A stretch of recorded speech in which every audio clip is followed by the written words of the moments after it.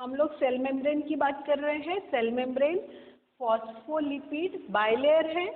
It is also called as fluid mosaic model given by Singer and Nicolson. And types of transport में हमने क्या देखा कि cell, suppose this is outside, this part is outside cell, ये cell के बाहर का part है, and this part is inside, ये सेल के अंदर का पार्ट है। This is cell membrane. Cell membrane gate keeper है, राइट। ये बाहर और ये सेल के अंदर का पार्ट है, inside cell. Okay, this is outside cell. Okay, now every time जो मॉलिक्यूल्स एंटर करेंगे सेल के अंदर वो सारे सेम रहेंगे क्या? सिर्फ वाटर ही रहेगा क्या? No, there will be different molecules entering through the cell membrane. So different molecules के लिए ये सेल मेम्ब्रेन परमिशन नहीं देती है। तो how they will enter? They will enter bye 3 modes. 3 तरीके से वो एंटर होंगे। कौन? Molecules will enter using 3 types of transport. First हमने देखा था कि अगर मॉलिक्यूल का कंसंट्रेशन यहाँ पे हाई है, दिस इज हाई, एंड यहाँ पे inside the cell it is low. कोई एक मॉलिक्यूल है, फॉर एग्जांपल न्यूट्रल सॉल्यूट या वाटर, उसका कंसंट्रेशन सेल के बाहर ज़्यादा है, concentration is more outside the cell and low inside the cell, तो क्या होगा? Things move from high to low. In general things move from high to low. तो ये जो हाई कंसंट्रेशन है, इधर से ये जो मॉलिक्यूल है ये इधर इजीली मूव होगा, easy movement. And this easy movement from high to low without use of energy, without use of protein is called as कौन सा transport? Passive transport, right? easy from high to low.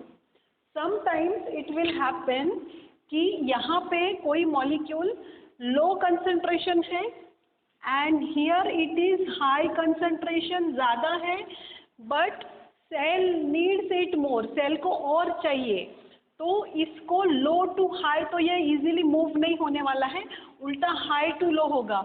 तो in this case with the help of Na ions and potassium ions, sodium ions and potassium ions, and with the help of very important thing, and sodium and potassium ions and with the help of ATP, energy का use करके इनको खींच के cell के अंदर लेके जाना पड़ता है। इसको बोलते हैं सोडियम और potassium pump plus energy. Energy means ATP। तो यहाँ पे लो है, यहाँ पे हाई है, बट लो से हाई की तरफ मॉलिक्यूल्स मूव होते हैं with the help of Na, K ions and ATP। इसी को बोलते हैं Na pump, K pump. And this type of transport ये इजी नहीं है, ये डिफिकल्ट है, या फिर with the help of energy है। Energy means ATP। And this type of transport is called as active transport. मतलब उसको एक्टिवली लेके जाना पड़ रहा है with the help of ATP। ATP, A for active, A for ATP, A for action. Action मतलब ज़बरदस्ती उसको लेके जा रहे हैं। तो जब भी एक्टिव ये वर्ड रहेगा, जब भी whenever you face this active word, it is related to ATP means energy। Active मतलब एक्शन।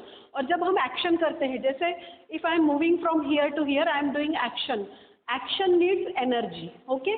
So active मतलब action and action needs energy. Energy means ATP. ये याद रखना है। तो things can move from low concentration to high concentration, but it needs ions like sodium and potassium and ATP. Okay. So this type of transport is called as active. Active means action, means ATP with the help of energy. Now third type of transport.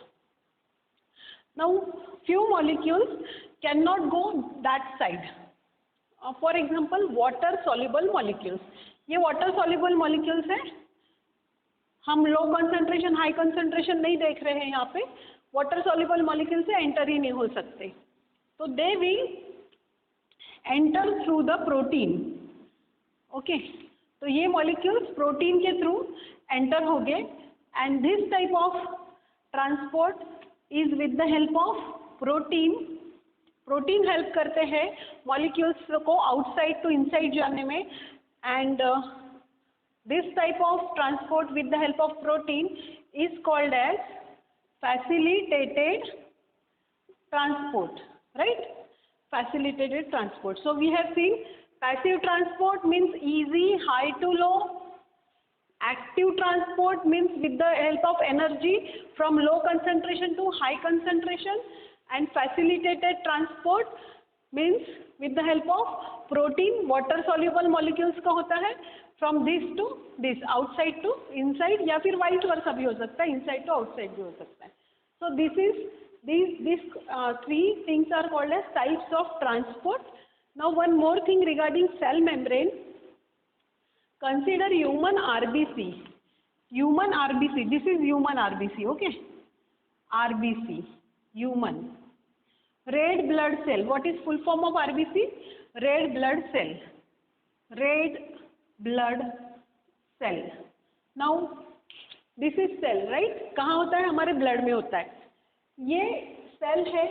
तो what is this? This is cell membrane, obviously. So cell membrane है ना ये, right?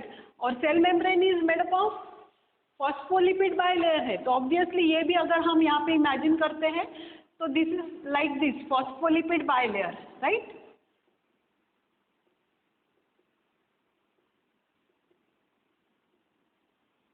ऐसा है actually ये RBC का cell membrane, phospholipid bilayer. और बीच में अगर प्रोटीन है तो हम क्या बोलेंगे? Design, right? Mosaic.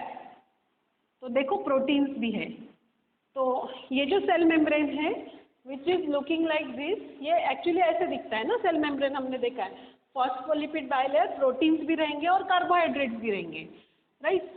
Now human RBC का हमको एग्जैक्ट प्रोपोर्शन पता चल गया है. प्रोटीन कितना होगा? सेल मेम्ब्रेन में जनरली प्रोटीन कम होता है, राइट? देखो प्रोटीन थोड़ा कम है ना, फॉस्फोरस और लिपिड ज़्यादा है, राइट? हमने अभी भी बीच में लास्ट लेक्चर में देखा कि फॉस्फोरस एंड लिपिड ज़्यादा थे और प्रोटीन बीच बीच में था ना, protein was less. But human RBC में प्रोटीन, ये जो ग्रीन कलर का मैंने प्रोटीन निकाला है, protein is 52%. 52% of the cell membrane क्या है? प्रोटीन है. And lipids is 40%. ये जो टेल है ना लिपिड्स इट इज 40%. फॉस्फोरस का कंसंट्रेशन नहीं दिया है, परसेंटेज नहीं दिया है. तो you have to keep in mind human RBC का सेल मेम्ब्रेन में जनरली कोई भी सेल मेम्ब्रेन आप कंसिडर करो तो प्रोटीन्स लेस होते हैं. बट आरबीसी का जो सेल मेम्ब्रेन है उसमें proteins are 52% and what is the concentration of lipids are 40%. These two things you have to remember. कभी नीट में क्वेश्चन आ सकता है regarding protein and lipids. Phosphorus का कंसंट्रेशन परसेंटेज दिया नहीं है हमको सिलेबस में, तो that you don't need to know and वो आएगा भी नहीं. whatever is given in NCERT textbook, that is very much important. So types of transport next chapter में हम फिर से इलाबरेट करने वाले हैं, फिर से स्टडी करने वाले हैं डिटेल में. And this you have to remember and this you have to write down also because it is I think not given in my